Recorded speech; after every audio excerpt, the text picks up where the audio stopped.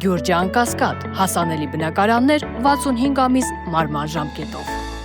Բանակում կառավարությունը պատրաստ է ներգրավել բոլոր այն մարդկանց, ովքեր կառավարության ռազմավարությունը կիսում են։ Հակառակ դեպքում այդ ռազմավարությունները հնարավոր չի լինի իրականացնել։ Մենք ասում ենք մեր բանակի խնդիրը, Հայաստանի Հանրապետության բանակի խնդիրը, Հայաստանի Հանրապետության միջազգայինորեն ճանաչված տարածքի պաշտպանությունն է։ Եվ մենք ընդհանրապես մեր հայեցակարգային փաստաթղթերում եւ մեր խոսությունում իհարկե դա մի օրում հնարավոր չի լինում անել, որովհետեւ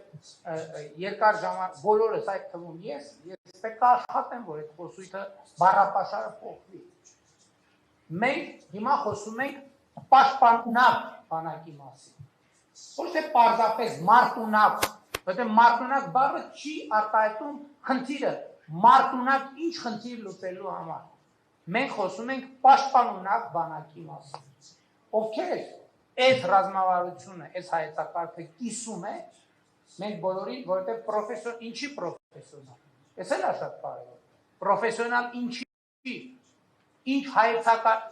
շատ լավ, մարտական գործ, որն այն հայեցակարգը, որը ինքը հետապնդում է, որն այն տեսլականը, որին ինքը հավատում է։ Եթե կա հայեցակարգային համընկում եւ կա պրոֆեսիոնալիզմ, այդտեղ ես կարծում եմ սահմանափակում ոչ միայն չունեն, այլև մենք այդտեղ արդեն գործիքներ ունենք։ Ես հետագայում հիշեցի այդ պատմությունը, երբ որ հասարակական կազմակերպության նախագահին գրել էր նամակ, եւ ես այդ նամակին մոտավորապես արձագանքելի հետեւյալ կերպ։ Ես ասել եմ, գիտեք, մեր ռազմավարությունը սա է, դա երևի 2022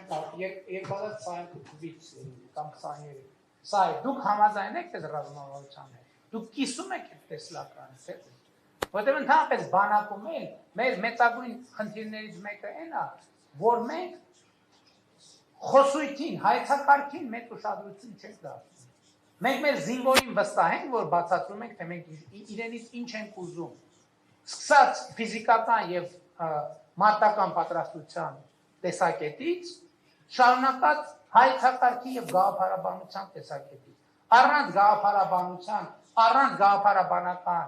առանցքի բանակը կարող է քաոսի վերածել երկիրը։ Բանակը կարող է քաոսի վերածել ինքը իրեն։ Եվ չնայած այսօր պետք է արձանագրենք, որ ցավոք մինչև այսօր էլ մենք լրջորեն տեսնում ենք իրավիճակ, երբ որ բանակում ընդհանրապես ոչ մի քաղաքական հայեցակարգ չկա, եւ քրեատին հայեցակարգը երբեմն իրենով լցվում է վակուումը իրականից։ Իրենով լցվում է վակուումը։ Որտեղ մենք պետք է խոսույթը շատ կարևոր է, ինչի համար ենք հավաքվել, ինչ խնդիր լուծելու համար ենք հավաքվել։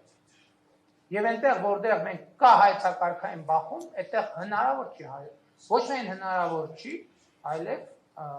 այլև վտանգավոր է եւ ես ինքս արգելել եմ նման ֆորմատների համագործակցությունը հանրական խաղով մյուս ֆորմատների համագործակցությունը ընդլայնել հնարավորինս։